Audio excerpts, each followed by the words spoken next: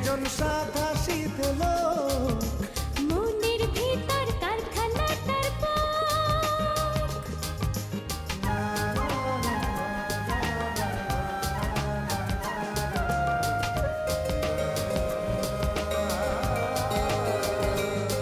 তার ইচ্ছে গাড়ি রাস্তা ছাড়ি, মাঠে ঘাটে নানান বাঁকে, পাগলা মাতাল হাত ছানিটায়।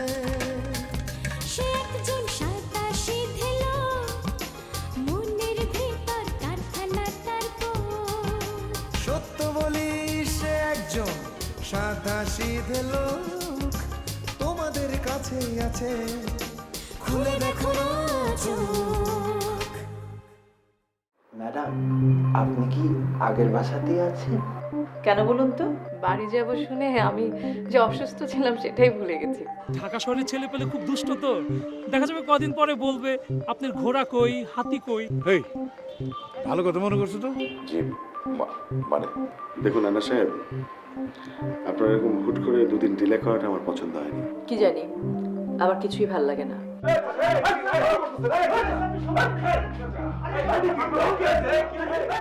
আচ্ছা, সব কিছু ঠিকঠাক মতো গুছিয়ে নিয়েছেন তো? হ্যাঁ। আচ্ছা শোনেন, আপনার পাসপোর্ট, প্রয়োজনীয় কাগজপত্র সব একটা ছোট হ্যান্ডব্যাগে নিয়ে নেবেন, হ্যাঁ? আর সাবধানে থাকবেন যেন এগুলোর জন্য না হারায়। আর হারালে কিন্তু খুব বিপদে পড়বেন আপনি। হ্যাঁ, আমি গুছিয়ে দিচ্ছি সব কিছু ঠিক মতো। হ্যাঁ, জি। আচ্ছা, এয়ারপোর্টে এসে আমি আপনাকে একটা থাইল্যান্ডের সিম দেবো। আর সিমটার মধ্যে অনেক প্রচুর পরিমাণে টাকা সেভ করা আছে। একটা নাম্বার আছে ওইখানে, রায়হান নামের একজন নাম্বার আছে, আপনি তার সাথে যোগাযোগ করবেন। আর শুনুন, রায়হান নাম ভেবে কিন্তু ভাববেন না যে উনি বাঙালি। উনি আসলে কোরিয়ান। আর রায়হান ওনার ছদ্মনাম, ওনার আসল নাম হচ্ছে চুংওয়া। ওনার সঙ্গে আমার কি কাজ? আচ্ছা, কাজের ব্যাপারে ভাই আপনাকে সবকিছু বলবে। আর ফিল্মের বাইরে এটা আপনার একটা বিশেষ কাজ, আর ভাইয়ার নির্দেশে সবকিছু হবে। জি, জি, জি।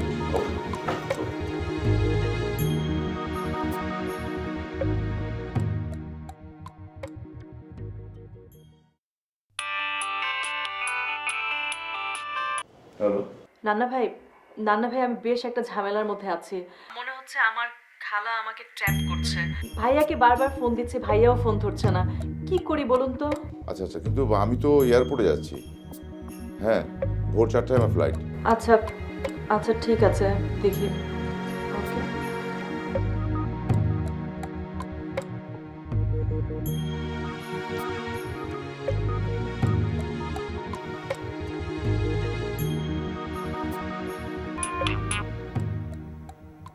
হ্যালো, হ্যাঁ মুর্শিদ। কোনো সমস্যা? জি, ওই আমাদের নায়িকা মানে হিরোইন ফোন দিয়েছিল আর কি। হ্যাঁ, ওর একটা কি সমস্যা যে ওর খালা নাকি ওকে ট্র্যাপে ফেলেছে নাকি, এরকম একটা প্রবলেম হয়েছে। তো ভাইয়াকে বারবার ফোন করছে, ভাইয়াকে ফোনে পাচ্ছে না। আচ্ছা শুনুন, আপনি কোনো চিন্তা করবেন না, আমি সব কিছু ম্যানেজ করছি। Everything will be take care. আপনি টেনশন করবেন না, আপনি তাড়াতাড়ি বেরিয়ে পড়ুন।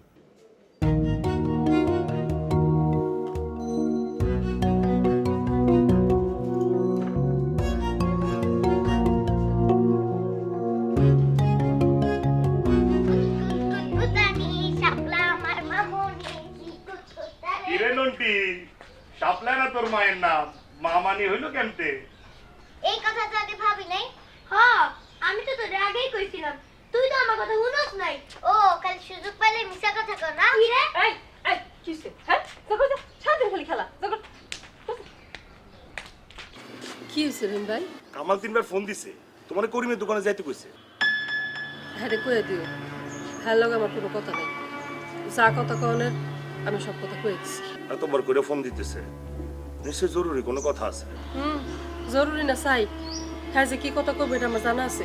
আমার আর কোনো বিপদ তো হইতে পারে। যারা এত রং তামসার মধ্যে থাকে, হ্যাঁ গো মাঝে মধ্যে একটু বিপদে পড়ার দরকার আছে। তাহলে আমি এর কি কমু? করিম ভাইরে কয়ে দিও, হ্যাঁ লগে আমার কোনো কথা নাই। হ্যাঁ ফোন করলে যেন করিম ভাই না ধরে। ঠিক আছে।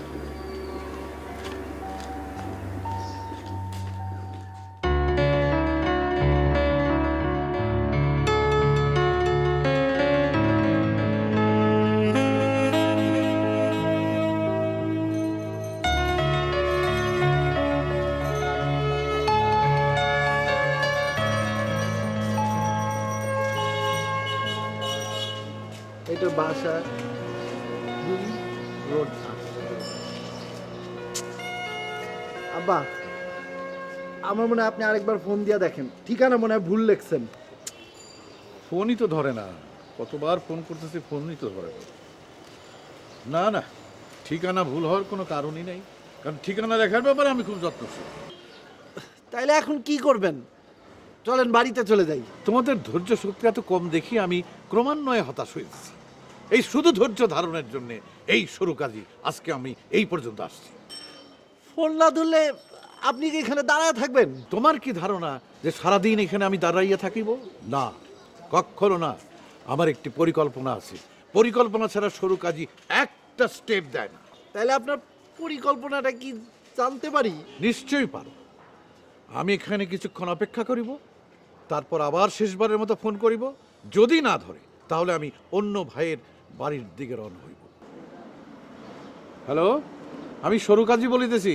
বাজার আমি তো চিটাগাঙে আছি অনেক দিন ধরে, সপ্তাহখানেকের মধ্যে চলে আসবো। আপনি কোথায়? আমি তো ঢাকায়, তোমার বাড়ি খুঁজতেছি কিন্তু পাইতেছি না। তোমার বাড়ির নম্বর বলো। House number 25, room number 8, sector 3, Uttara. এই জন্যই তোমার বাড়ি খুঁজিয়া পাইতেছি না। বাড়ির জায়গায় রোড, রোডের জায়গার বাড়ি রহিয়াছে। আমি এক কাজ করি, আমি তাহলে তোমার বাড়ির দিকে যাইতেছি। বাসায় তো কেউ নাই, ওরা সবাই ওদের নানার বাড়িতে বেড়াতে গেছে। 4-5 দিন পরে আসবে, তখন গেলে পাবে। ঠিক আছে। আগে বলছিলাম না ঠিকানা উল্টাপাল্টা লিখছেন? শোনো, অপ্রয়োজনীয় বাক্য ব্যয় না করিয়া যত শীঘ্র সম্ভব ডাবের ব্যবস্থা করো। যাও, ডাব নিয়ে আসো, ভীষণ চেষ্টা পেয়েছে। যাও, আমরা এখানে দাঁড়াই।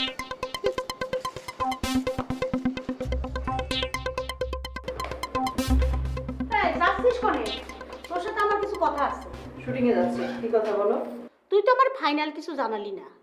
তোমাকে জানানোর মতো আমার কাছে কোনো কথা নেই। তোর মা মরে যাওয়ার পরে তোর বাপ কিন্তু 2 দিনও অপেক্ষা করেনি, ফিরে বিয়ে করেছিল, মনে আছে তো? আমি এত যত্ন করে তোরে বড় করেছি, আর তুই আমার মুখের পর বলে দিলি যে তোর জানানোর কিছু নাই। খালা, আমি তোমাকে অনেক বোঝানোর চেষ্টা করেছি। তুমি তো নিজেরটা ছাড়া অন্য কিছু বুঝতেই চাও না। আমি কি করতে পারি? আমার ছেলে দুইটার জীবন তোর হাতের উপরে, ওরা চাকরি বাকরি কিছুই পাচ্ছে না। আমিও তো চেষ্টা কম করি নাই, আজকে আমারে ফাইনাল জানাতেই হবে। তুমি কি আমাকে নিয়ে ব্যবসা শুরু করেছো? তোমার ছেলেরা পড়াশোনা করেনি, চাকরি পাবে কোত্থেকে? আর সারাদিন তো থাকে শুধু আজে বাজে কাজ নিয়ে। খবরদার, আমার সাওয়ালদের নিয়ে কোনো আজে বাজে কথা বলবি না, ওরা অনেক ভালো।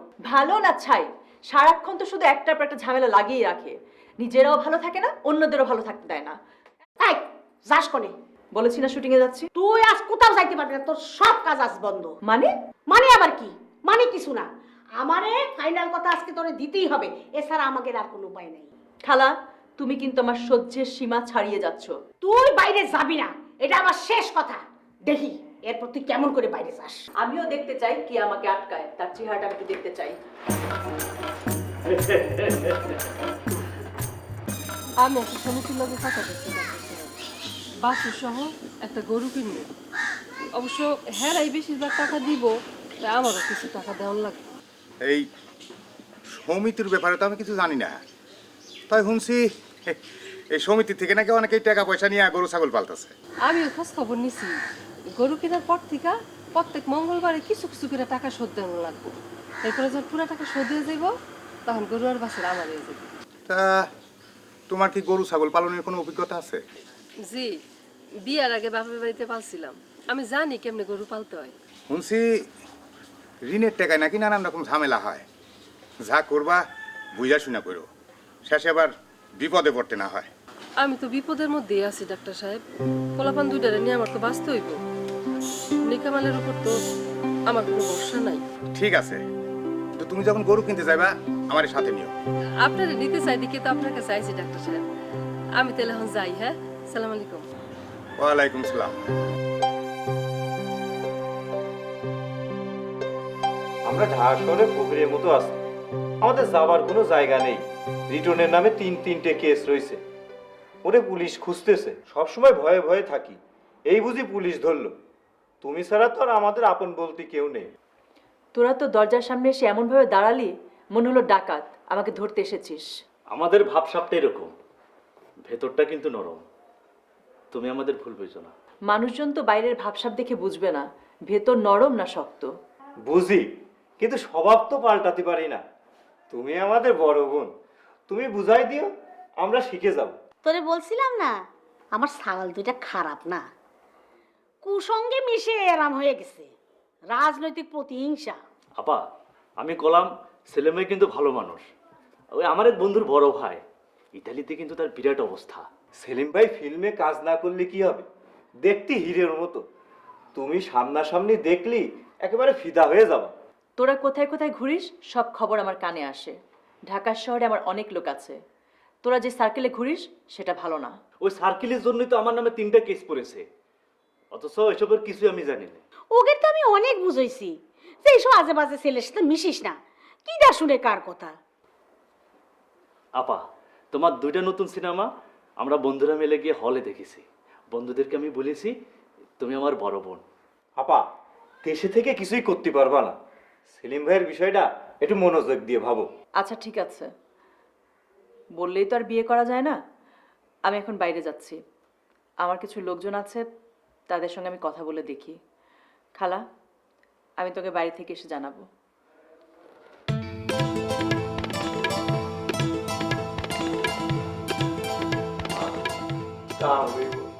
ইনশাআল্লাহ।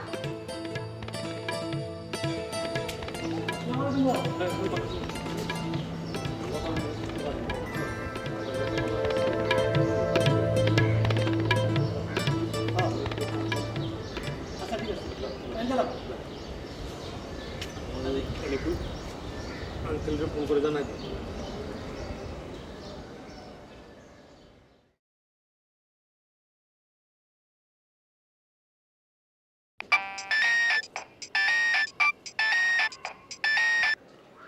হ্যালো, সরু গাজী বলতেছি।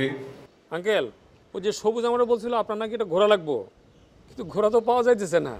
না মানে ওরা ওই ফিল্মের জন্য ঘোরা ভাড়া দিব, কিন্তু ওই যে ঢাকা শহর ঘোরার জন্য ওরা দিতেছে না, কারণ ওরকম শহরে ঘুরলে নাকি ঘোরা অসুস্থ হয়ে যায়। তুমি তাহাদেরকে বুঝাইয়া বলো যে টাকা পয়সা কোনো সমস্যা হবে না। আঙ্কেল, আমি তো তাদেরকে অনেকভাবে বুঝাইছি, কিন্তু তারা রাজি না।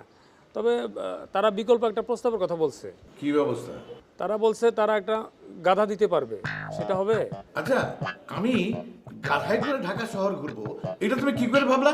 হ্যাঁ আঙ্কেল, আমি বলি নাই, ওরাই আমার বিকল্প প্রস্তাব দিছে। আরে তুমি দেখতেছি আমার অতীতের বর্ণাঢ্য জীবন সম্পর্কে কিছুই জানো না। শোনো, সময় ও সুযোগ করিয়া তোমাকে আমি সকল কিছু অবহিত করবো। আচ্ছা ঠিক আছে, আমার একটা প্রস্তাব আছে আঙ্কেল। সম্মানজনক প্রস্তাব হইলে বলিও, অন্যথায় বলিবার কোনো দরকার নাই। আঙ্কেল, আপনি যদি চান তাহলে আমি আপনার ঢাকা শহর ঘোরার জন্য একটা ঘোড়ার গাড়ির ব্যবস্থা করে দিতে পারি। হ্যাঁ, উত্তম প্রস্তাব, ঠিক বলিয়াছ। আমি ঘোড়ার গাড়িতে করিয়া সমস্ত ঢাকা শহর ঘুরিয়া বেড়াইব। তুমি এক কাজ করো, ওই ঘোড়ার গাড়ির মালিককে আমার সঙ্গে যোগাযোগ করতে বলো। আচ্ছা ঠিক আছে আঙ্কেল, তাহলে আমি এখনই তারে বলতেছি। আসসালামু আলাইকুম। ওয়ালাইকুম আসসালাম। Over and out. রন্টুর বাপের অবস্থা তো আপনারা সবই জানেন। অহন আমি যদি কিছু না করি, এই পোলাপান দুইটা হলে আমি বাসুন কেমনে কোন? তাছাড়া দিনকে দিনই তো জিনিসপত্রের দাম সব বাইরে যেতেছে গা। ঋণের টাকা পরিশোধ করা কিন্তু অনেক ঝামেলা। টাইম মতো দিতে না পারলে শেষে আমও যাইব, সালাও যাইব। আমার মনের বিশ্বাস আমি দিন রাত খাইতে হইলেও ঋণের টাকা পরিশোধ করতে পারবো। বাছুর সহ গরু কিনতে কয় টাকা লাগবো? আমি দেখে আইছি, বাছুর সহ গরু কিনতে লাগবে 9,000 টাকা। 6,000 টাকা দিব সমিতি, আর 3,000 টাকা দিব সাপ্লাই। তোমার কাছে টাকা আছে নি কোনো? আমার শেষ সম্বল 2টা ছোট্ট ছোট্ট কানের ফুল আছে, সেই 2টা বেচলে হয়তো 1,000 খানিক টাকার মতো পাওয়া যাইব, কিন্তু আরও তো 2,000 টাকা লাগবো। আমি তোমার 1,000 টাকা দিমু নে, তাও তো বাকি রইলো আরো 1,000 টাকা। ঠিক আছে, তাহলে আমি 1,000 টাকা জোগাড় করে দিব না। এবার তুমি সমিতির লোকে কথা কইয়া গরু কখন কিনবা ঠিক করো। আমি গরু কিনতে যাওয়ানোর সময় কিন্তু আপনাকে আমার লোকে যাওয়ান লাগবো। ডাক্তার সাহেব কইছে হ্যাঁও যাইব। আমি দোকান ফালায় যাইতে পারবো কিনা জানি না, রহিম তোমার লগে যাইবো না। আচ্ছা চলো তাহলে এবার আমরা যাই। চলো যাই। আপনাকে তো কিছু খাওয়াইতে পারলাম না। খাওয়ান লাগবো না, সমিতির এটা আগে শেষ করো। এই, চলো। খবর দিও না। আচ্ছা, তুমি কি ভাইয়ার কোনো খবর জানো? ভাইয়ের খবর আমি কেমনে জানো? তাও ঠিক, তুমি কি করে জানবে? আচ্ছা, আমি এখন কি করি বলো তো? আপা, কি হয়েছে? কি কিছু তো কইলেন না। আমার এক খালা, উনি দেশ থেকে এসেছে, সাথে তার বখাটে 2 ছেলে। ওদের ভাবসাব আমার কাছে একদম ভালো লাগছে না। ও, তারা কি আপনার লগে কোনো ঝামেলা করছে? না, তেমন কিছু না, কিন্তু আমার মনে হয় ওদের বিশেষ কোনো উদ্দেশ্য আছে। কিরকম? আমার মনে হয় ওরা আমাকে কোনো ট্র্যাপে ফেলতে পারে। কোন কি? তাহলে তো বিষয়টা নিয়ে ভাবনা চিন্তা দরকার আছে। এই সময় নান্না ভাইয়ের খুব দরকার ছিল। হ্যাঁ, এ সময় নান্না ভাইকে খুব দরকার ছিল। কি যে করি আমি ঠিক বুঝতে পারছি না। তো ঠিক আছে আপা, দেখি আমি কি করতেছি এই ব্যাপারে, আপনি চিন্তা করেন না। ইসলাম মা, তুমি আপার সঙ্গে কথা বলো, কোনো উল্টা পাল্টা বুঝাবো না। আরে বুঝাইও বলেছি, রাগও করেছি। আমি মানুষ করেছি, বড় করেছি, আমার একটা অধিকার আছে না? আপার তো টাকা পয়সা ভালোই আছে বলে মনে হয়। সেলিম ভাইয়ের সাথে যদি বিয়েটা না হয় তাহলে কিন্তু হার মানা যাবে না। একটা বুদ্ধি শুদ্ধি করে কিছু টাকা খসাতে হবে। তুই ঠিকই বলেছিস রে।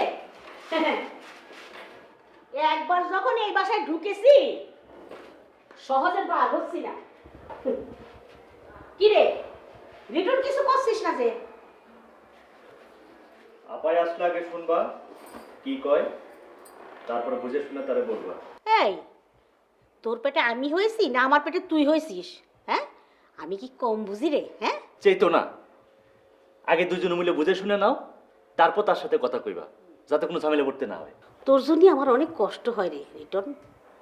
কেন যে তুই লেখাপড়াটা ঠিক মতো করলি নে, তুই পড়াশোনা ঠিক মতো করলি আজকে কত বড় অফিসার হতে পারতি বলতো। আমাদের এত কষ্ট করে বাঁচতে হতো, এত চালাকি করে কৌশল করে মানুষের ঘাড়ে বাঁচতে হতো। ক এই কথা কয়ে কোনো লাভ আছে? দুই বেলা ঠিক মতো খাওয়াতে পারো নাই, পড়াইবা কেমনে? তাই কোনো চিন্তা কইরো না, আমি একটা উপায় বের করতেছি, আমাদের দিন আগের মতো ভালো হয়ে যাবে। পরের উপর ভরসা করে থাকা চলে না রে। নিজে যদি কিছু করতে না পারিস তা লাভ আছে? আমি যেদিন কিছু করবো তখন দেখবা রাতারাতি বড় লোক হয়ে যাইতেছি। সব লাইন ঘাট ঠিক করে ফেলেছি। মা, খিদে লাগছে, ভাত দাও। তুমি তো খালি খাওন নিয়ে, খালি খাওন আর ঘুমান, দুনিয়াদারি কোনো খবর রাখো? ভাই, আব্বারে নিয়ে পড়ছি মহা ঝামেলায়, কারো কথা শুনে না, নিজে যেটা ভালো মনে করে এইটাই করে। আঙ্কেলের বিচিত্র রকমের খেয়াল, শৌখিন মানুষ। জানে আলম ভাইরে বইলা যে আমার কাজটা বন্ধ করলো, জানে আলম ভাইকে আমার আর কাজে নিব? আমি ভাবতেছি অন্য কথা। কি? যে নান্না ভাই দেশে আসার আগ পর্যন্ত ওনারা যে আমি কেমনে সামাল দিমু, মাঝে মাঝে কি সব যে বিচিত্র আবদার করে। আপনি পারবেন, আব্বা আপনারে খুবই পছন্দ করে, আপনি ঠিক মতো বুঝাইলে ঠিকই বুঝবো। সিরাজ ভাই, খবর কিছু শুনেছেন? কারণ কি হয়েছে? এফডিসির সামনে তো গ্যাঞ্জাম বেঁধে গেছে। একটা লোক জোর করে ভিতরে ঢুকতে চাচ্ছে, তো দারোয়ান বাধা দিল, আর দারোয়ান সঙ্গে হাতাহাতি বেঁধে গেছে। কি খোঁজ? ঢুকতে দেওয়া যাবে না, পারমিশন লাগবে, পারমিশন লাগবে। তুমি আমারে কেন ঢুকতে দিবা না? হ্যাঁ, এই ঢুকতে দিবা না কেন? আমি হচ্ছি এই দেশের একজন প্রধান অভিনেতা, আমার নাম সরু কাজী। কাজী সাহেব গাড়িটা ম্যানেজ করলো কোত্থেকে? সিরাজ ভাই ম্যানেজ করে দিছে। সিরাজ? সিরাজ, তুমি এই কাজ করেছো? তোমার কি বুদ্ধি শুদ্ধি কিছুই হবে না? একটা লোক পাগলামি করবে আর তুমি তাকে সায় দেবে? এতদিন চাকরি করে প্রোডাকশন ম্যানেজারের এই তুমি শিখেছো? বস, আমার কোনো দোষ নাই। নান্না ভাই যাওয়ার আগে আমার বারবার করে বলে দিচ্ছে ওনার বাবারা জানে আমি একটু খেয়াল রাখি। আরে বাবা, খেয়াল রাখা আর লোক হাসানো তো এক কথা নয়। আসলে হয়েছে কি বস, ওই কাজী সাহেব চাইছিল যে উনি একটা ওই ঘোড়া নিয়ে পুরো ঢাকা শহর ঘুরবো। আমি তো চালাকি করে না করে দিছি, তাহলে তো আরো অনেক বেশি ঝামেলা হইতো। হ্যাঁ, তুমি যতই ব্যাখ্যা দাও না কেন, এই লোকটা পাগলামি তোমার সায় দেওয়া একদম উচিত হয় নাই। হাজার হোক এফডিসিতে নান্নার একটা মান সম্মান আছে, সে এখনকার একজন উদীয়মান ডিরেক্টর। এই ইন্ডাস্ট্রিতে তাকে নিয়ে পরবর্তীতে লোক হাসাহাসি করবে। পান্না, তুমি তো এখন ফ্রি আছো, তুমি তো তোমার বাবার সাথে থাকতে পারো, তাকে বোঝাতে পারো। আমি তো সাথে সাথেই আছি, কিন্তু আব্বা কারো কথা শুনে না, নিজে যেটা ভালো মনে করে সেইটাই করে। ঠিক আছে, চলো আমি তার সাথে কথা বলছি।